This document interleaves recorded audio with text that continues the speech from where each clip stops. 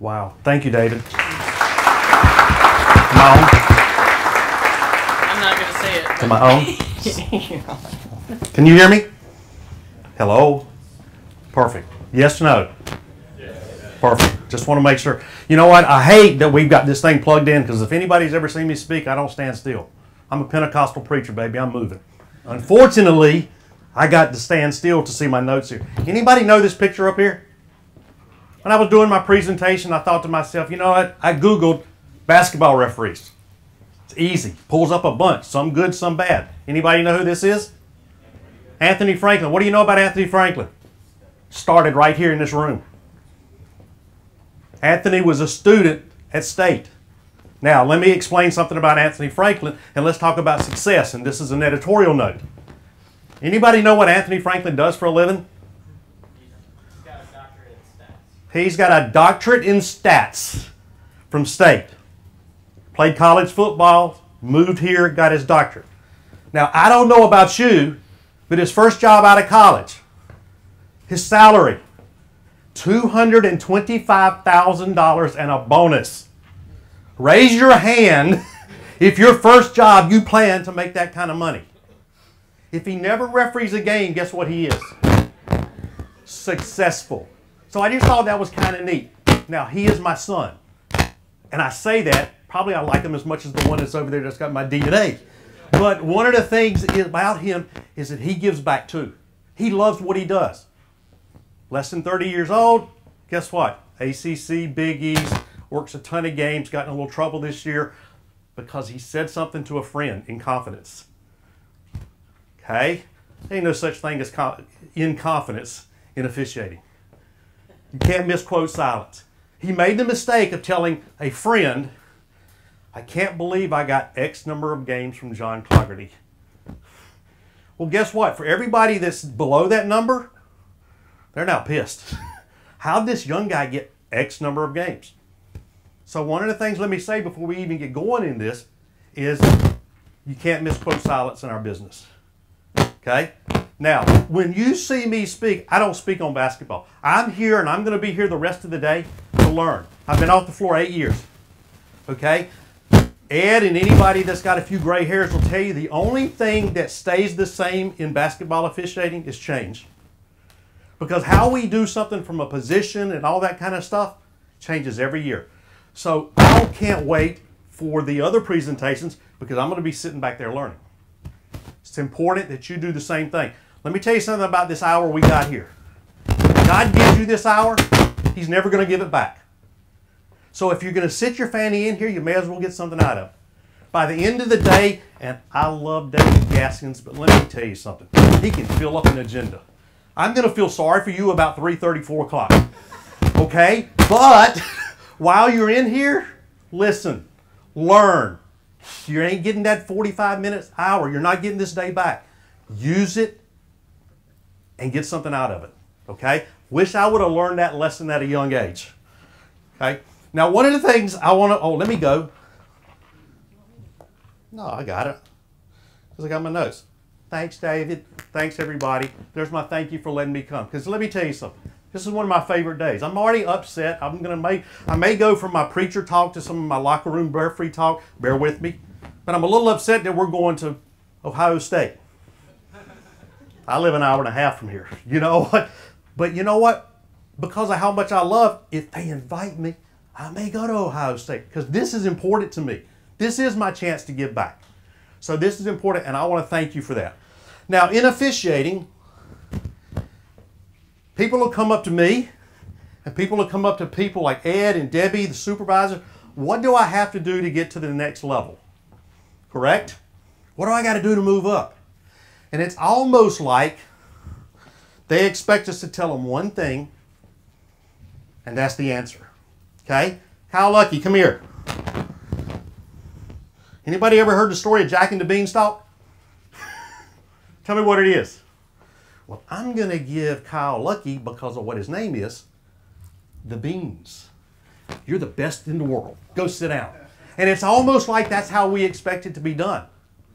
But there's no magic bean Boy, the guy thought I was crazy downstairs when I got my coffee. I said, hey, can I get some coffee beans? You know, he didn't speak English. I had my southern accent. So anyway, but it's almost like there's one thing. I can tell you one thing, and you're going to have Ed Rush's career. I'm going to tell you one thing, and you're going to have Jennifer's career. I'm going to tell you one thing, and you're going to be Doug Shiles next year. It don't happen that way. And it's almost like, anybody know what my favorite sport is? It ain't basketball. Golf. Anybody play golf? Anybody know who that kid is? Okay. What is the thing that we notice about Jordan Spieth? First of all, he's your age. Sorry, that side of the room. He's your age. Okay? He is. But when you go start looking at his stats, he don't have a magic bean. You start looking at his stats, and it's absolutely amazing. 55th in driving distance. Everybody that plays golf, what's the one thing we worry about? How far we hit it. He don't care. 101st in driving distance. But look at that stat. There's not one thing there that jumps out other than putting that he really is probably the best in the world. But at the end of the day, I think anybody that understands the game of golf, who's the best player on the planet the last month? Now, how do you decide if he's the best that's going right now? Hello? Hello? Jordan Spieth has won $6,208,196 in 11 weeks. Is he the best? But it's not because of one thing. There's no magic bean to him, and there's no magic bean to us. Okay? Now, when I do this stuff, as I mentioned earlier, I don't talk positions, this. I want to find something different and get you to think, okay? We're going to talk about that in a minute, but I want to go ahead and give an editorial note. Anybody reading here? Let's try it again. Anybody reading here? Okay? It's important. I didn't realize that. We're going to go as slides go, but as I've got older, I've acquired the skill of I love to read. So I'm going to challenge everybody to get one book. Okay? My two favorite authors are Malcolm Gladwell, because let me tell you something, he makes you think. He makes you think out of the box, and then when you finally read his articles, he goes, crap, that was simple. Why didn't I think of that? But he makes you think. This person here, we're going to talk a little bit about Andy Andrews. Andy Andrews, at the age of 19 years old, was homeless. Okay? Mother died of cancer 2 months later. Dad died in a car wreck. Lived underneath a pier in Alabama. True story here, guys. Thought about taking his life. The only thing he had a library card. Started reading. Go get a free book from the library. Read over 300 biographies. And found a common thing in every one of these great people. And come up with the 7 principles. Now, I love The Traveler's Gift, because he does that from an entertainment, and we're going to go through and we're going to do a little history here, but we're going to do a little teaching, and we're going to do a little life lesson, but we're going to try to apply it to basketball. Okay? And as we go along, we want to go back to, he's been there. He's done those things.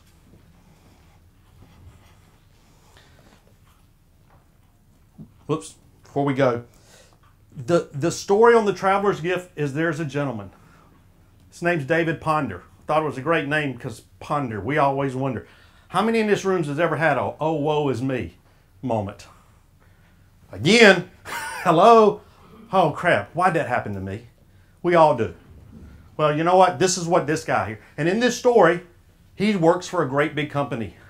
Through a hostile takeover, he finds himself unemployed. He's at the top of his career. Boom, now he's unemployed. Gets a job loading trucks at a hardware store. Gets fired because he's on the phone. His wife calls and says, hey, our daughter has to have her tonsils taken out. And he's thinking, I got no money to pay for this. My 11-year-old daughter's at home.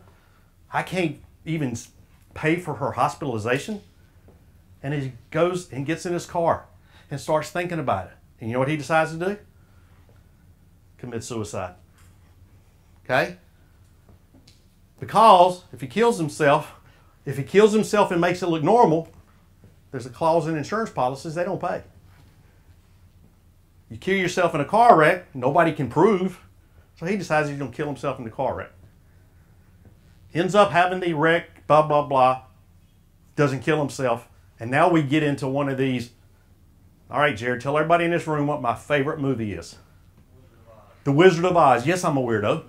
Okay? But what a thing about The Wizard of Oz is, you know what? It takes you somewhere else. It's all a dream. But when it's all over, crap, it makes sense. Well, this guy here now goes back in time. And he now has the opportunity to go to talk to 7 people in history. Okay? 7 people in history to figure out maybe you ain't as bad off as you think you are. And your destiny is definitely up to you also. So the first person he shows up in front of. Wrong one. We're going to play history. Who's that? Can you tell? Look at the sign on the desk if you've studied history. Come on here. Come on, college students. Golly, daggone, I feel old. Anybody know who Harry Truman is? Hello? All right, let's try again. Harry Truman, President of the United States. Now, I'm one of these people that if I ever get the opportunity to go back in time and talk to people, he's on my bucket list. Harry Truman is on my bucket list. Because guess what? In today's world, we want to do what? It's everybody else's fault. Harry Truman was the buck stopped here. I still say to this day, he made the hardest decision ever made in the history of this country. Anybody know what that decision is? He freaking dropped a bomb on Japan. Knew by dropping that bomb, he was going to kill hundreds of thousands of people. Okay? Stats say it probably was close to 250,000 people that died. But he also knew if he didn't, what was going to happen? A lot of people were going to die. Our people. Japan was going to win. The world was going to look different. How could he stand in front of a mom and dad of an American soldier and say, yeah, you know what, I had a chance to save your son's life, but I didn't. So to me, he made the hardest decision. But now let me say something else. I want to send and apologize. Some of you, some of you. My generation of parenting has done a poor job in one thing. We've allowed excuses. Okay? My wife is, we allow everybody to blame somebody else. Okay? You in school? When I was in school, when Ed was in school, some of these other people that maybe have gray hair, but they put a little color on it and you can't tell. When we were in school, if I got in trouble at school, and then I got home, what was the first thing that happened to me? I got my rear end ripped. Pardon it? Then, about 30 minutes later, Dad would come in and then you know what the answer was? You know what he'd say to me? Now tell me what happened. The authority figure said I did something wrong. It's the other way around now. My wife's a principal. Okay? She brought a parent in recently and showed a videotape to a parent of what their child did. You know what the parent's reply was? My child wouldn't do that. Hello? But unfortunately, that is the parent's fault for covering. Guys, you're getting ready to go into an avocation. Guess who you got to blame? Nobody. When you step out there to referee, you got 2 things. This is a Bobbyism, and David knows what Bobbyism is. There's no statistical data, but I believe it. You got 2 things to be successful. You got your whistle, and you got your confidence. If you don't have those things, you can't survive in this business. So I think it's important that we understand that, guys, you are in control of where you go from here. Now, in officiating, there's so many things you can't control. Ed was a supervisor. Debbie's a supervisor. I'm a supervisor. You can't control what games I'm going to give you. But for some reason, we get all worked up. I can't believe Kyle got that game. What's your name? Jared. And, oh, God. Give me another name. I already got a Jared.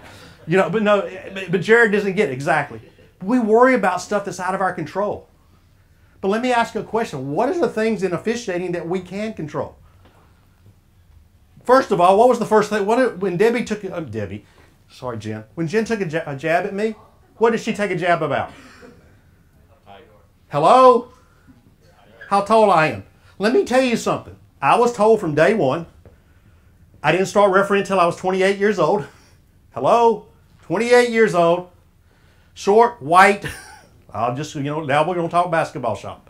Short, white, and lived in, I'll use a different term, a bad area in eastern North Carolina. 2 hours from a major airport. You can't do it. None of those things I could control. But what could I control? I started refereeing. I had long hair and a beard. Yes. Long hair and a beard. You ever seen a guy on TV referee a college basketball game with long hair and beard? Control what you can control. How about your weight? Yeah. I've been off the floor 8 years. I'm carrying a little bit more than I want to. But when you're refereeing, I got friends that did not work the Final Four this year. And I know they're sitting at home wondering why. And what I want to tell them is to go stand in front of that mirror, I got ready to throw a word in there, and look at that extra 15 pounds you're carrying. There's nobody to blame but yourself. So control those type of things. Control what you control. Your hair, your appearance, your weight, your uniform. You know what? It's all perception. What do they say about first impressions? Lasting impressions. So make sure the first time you go out, you look the part. I couldn't be the size of an Ed Rush or a Doug Showles last night. You know, but I had to take what I had and utilize it to the best of my ability. Now, what are other things with dealing with supervisors? What's the quickest way to get fired?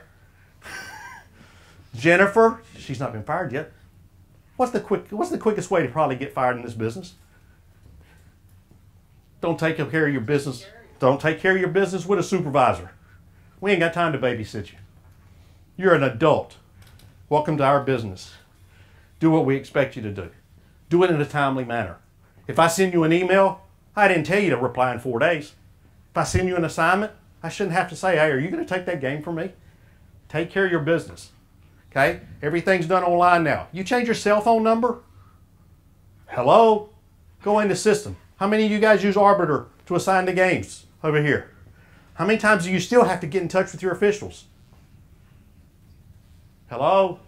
They still have to do that. Take care of business. This is a business. It's a job. I don't mean to be funny. You get paid. You don't get paid the same as Doug Showles, but you get paid. So make sure you control the things you want to control. So Harry Truman was the first person. And that's what he basically told him. Moving this day forward, your history, you control your own history. Now, this is the one that I like, and let's see who can figure out who this person is.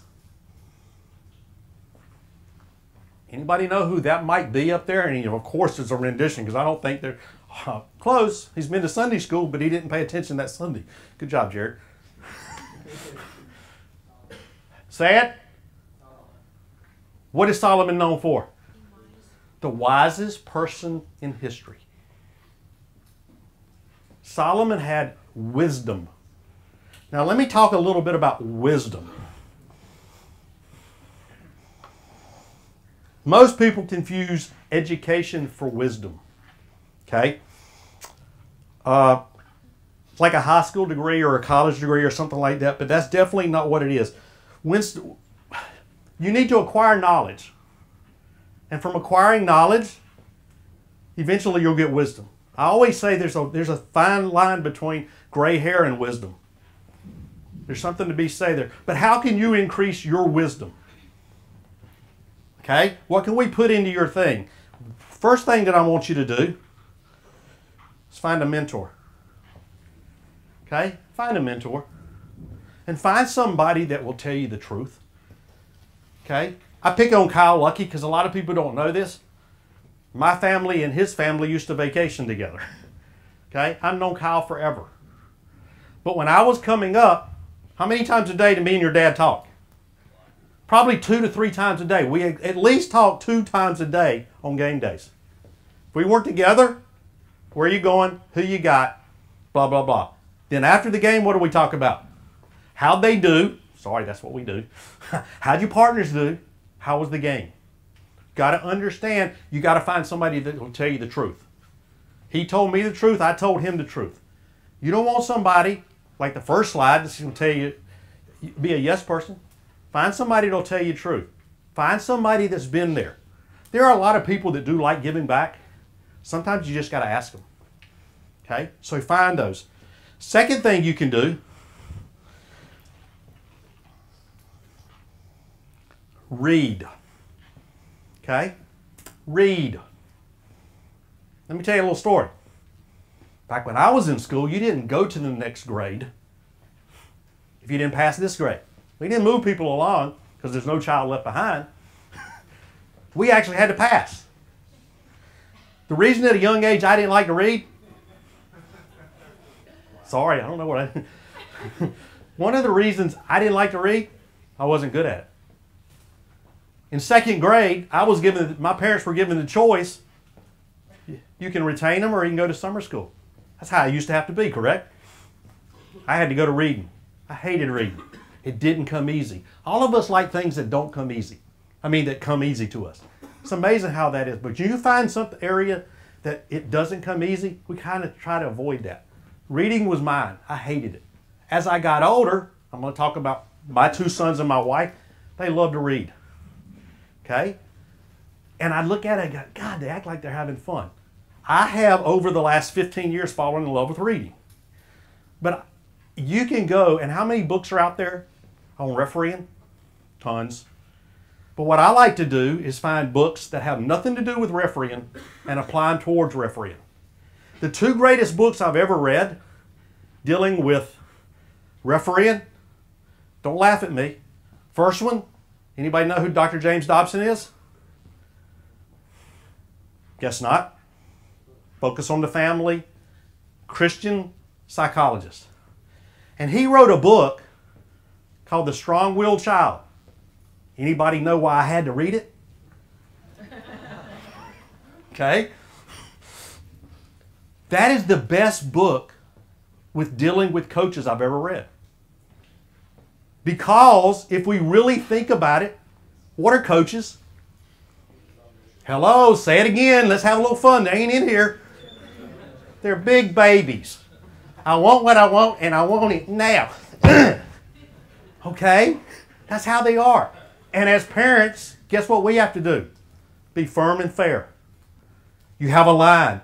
You draw a line in the sand. The line doesn't move. They come up to it, you talk to them. You warn them. When they cross that line, guess what? You take care of business. It's not personal. It's just another foul or violation in the rule book. They come to the line and they crossed it. So that was the first one with dealing with coaches.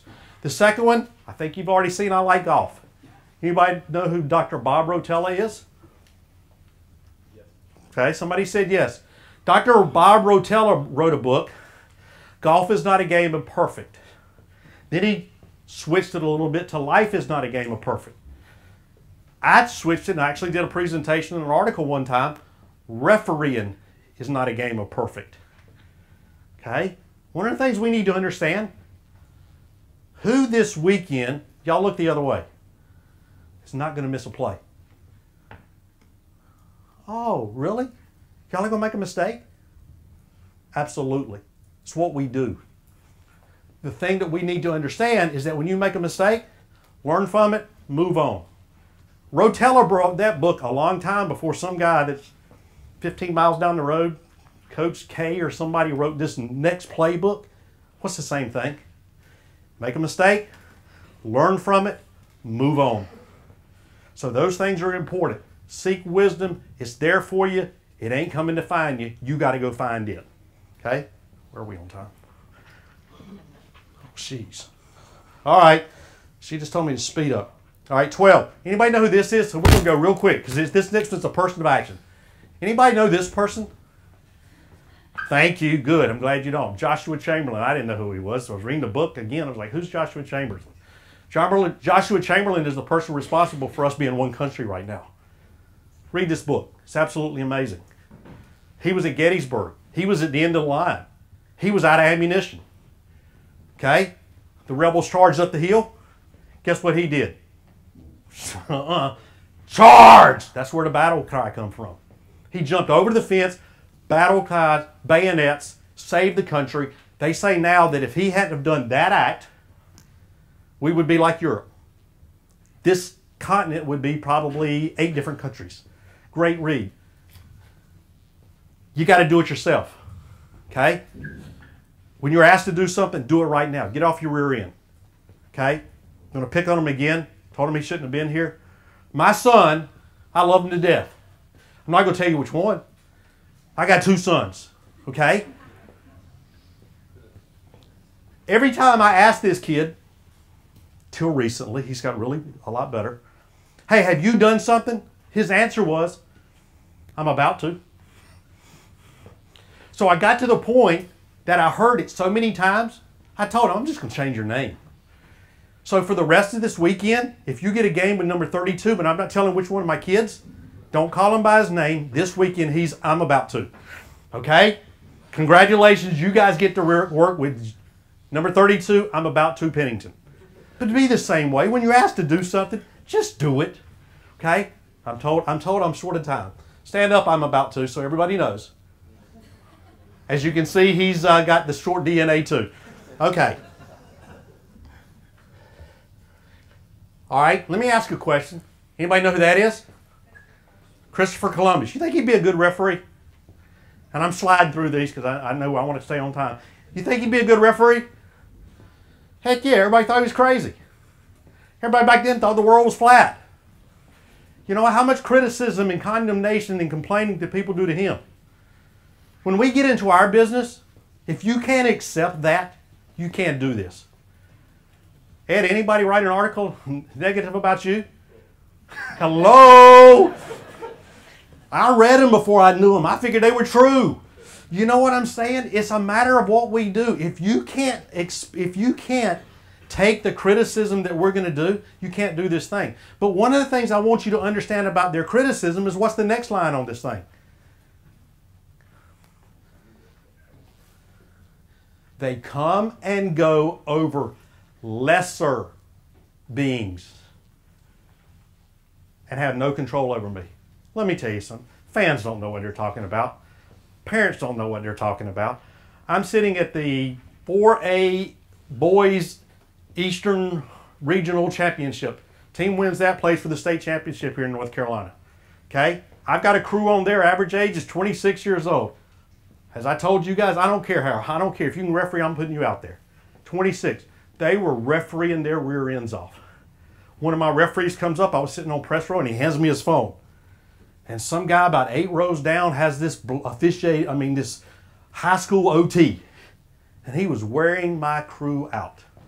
And I handed it back, and I said, you can't listen to that. You got to put on your big boy pants. And that's what we have to do. That'll give you cancer. Trust me, you can't let that kind of stuff bother you. Anybody complain about you? Never. Oh, God. One of the things I'm going to tell you, the other thing is always tell the truth. Okay? Next thing, who's this? I'm a firm believer that, you know what, let me ask you, how could she be happy? How could Anne Frank be happy? She chose to be happy. You wake up every morning and you have a choice. Oh, I hate my life. I hate this. You know what? You chose to act like that. Happiness is not an emotion. It's a choice. Now, the people that I like to watch referee are people that enjoy referee. You know what? You got hard butts. I was going to use a different term out there, refereeing. But the people that I like to see are people that, you know what, enjoy it. Guess what? You know what my greatest weapon was? And I mean, last year I did a presentation. Anybody remember what it was on? Communication. I talked about 2 referees. Didn't know I was going to be a fortune teller. But one of them I said, Steve Wilmer, 6'9", great big teddy bear, huge smile, greatest calling card, can be yours too. Who was the other example I used? Say that again. Carl Hess. And what did I say about Carl? He's a friend, but what did I say? We can talk shop again. What did I say? Okay, I'll say it. He's an asshole. Okay? I didn't say that, did he? Okay? And it come back to bite him. We knew that. Okay? But let me tell you something. That's how you survive. I think I saw that Joe DeRosa was supposed to be here at some time. Or I saw his name on a list, something. One of the things that I enjoyed in the national championship game is Wisconsin coach was going ballistic. Okay? Joe could have walked down there and been a hard butt. He went, had a pleasant demeanor, got face to face, and let him vent. Sometimes that's all you have to do. The other thing is, I don't think I was very good, but people thought I loved it. I used to have people, why do you get paid? You have too much fun. I loved officiating, and I let it show. Try that sometime. Your smile can be your greatest asset. How many more minutes? God, you're killing me. All right. All right, now here's a hard one. Who's this?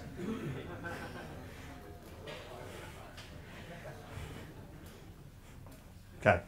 Let me ask you a question. All right, I got a chuckle. What was the answer? All right, you know what? His job, he had the hardest job, one of the hardest jobs that after the country was put back together. You know what? Let's get back together. There's going to be people as you move through here that's going to stick a knife in your back. I don't want to tell you just the rosy. I want to tell you the truth. Okay? I tell people the truth. One of my favorite lines, and go back to Harry Truman. Harry, what was one of his things? Give him hell, Harry. Remember that line? You know what Harry Truman's response was? I never gave anybody hell. I just told them the truth and they thought it was hell. Interesting sometimes when people hear the truth. But one of the things he did is he had to bring the country together again. There's going to be people in officiating that's going to stick a knife in your back. There's going to be people you don't like. It's just the nature of what we do. Guess what? If you put anger, frustration, all those in your gut, it's going to eat a cancer of you. One of the things I figured out about anger and being mad, and I've had to work on that for me. That was one of the areas, and I lost it during the championship series. But you know what? I've tried to work on that. But the thing about being angry and upset, if I'm mad at David, and trust me, I was mad at David a lot. Okay? But if I was mad at David, David probably didn't even know I was mad at him. But what did that do to my pit of my stomach? It wore me out. It's amazing how anger works. You're the only one that's bitter. Most of the people you're mad at, they don't know, they don't care. But in our business, just let it go. Now, there's a difference between forgive and forget. Okay? Here's my thing. Forgive them. That forget stuff, if you really forgive them, you move on. But if I have to deal with Jared, and he's lied to me 20 times, I can accept his apology, and I forgive him. But guess what? Doesn't mean I have to trust him. There's a difference there. You forgive people, but you then have to learn who you can trust. So that's important to understand. I'm trying to roll through here. 2-minute warning. 2-minute warning. Who's that? Nobody better get this one. Anybody know who the Archangel Gabriel is? At the end of this book, supposedly, David Ponder goes into this warehouse, and the warehouse you can't see to the other end. You can't see to the roof. You can't see to one side or the other. Okay? But what does he look? And David Ponder's walking around and he's looking and he's, Gabriel, explain what this is. And he'd reach out and he'd pull down a box and he'd open it and he'd go, oh, this is the person that if he'd have done it one more time would have cured cancer. He puts it in, he goes somewhere else and he pulls down. And it's people that had dreams and goals.